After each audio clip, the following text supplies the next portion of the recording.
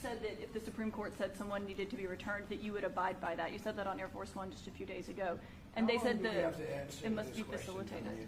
Why don't you just say, isn't it wonderful that we're keeping criminals out of our country? Why can't you just say that? Why do you go over and over, and that's why nobody watches you anymore? You know? Can President Bukele weigh in on this?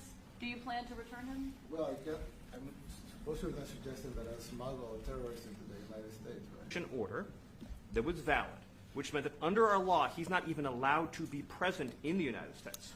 I mean, the question is preposterous. How can I smuggle a terrorist into the United States? I don't have the power to return him to the United States. Exactly what Marco said, that no court has the authority to compel the foreign policy function of the United States.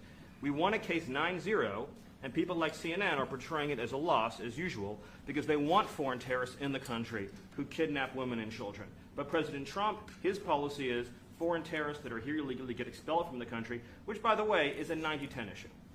Under federal law, which I'm sure you know, you're very familiar with the INA, that he was no longer eligible for any form of immigration relief in the United States.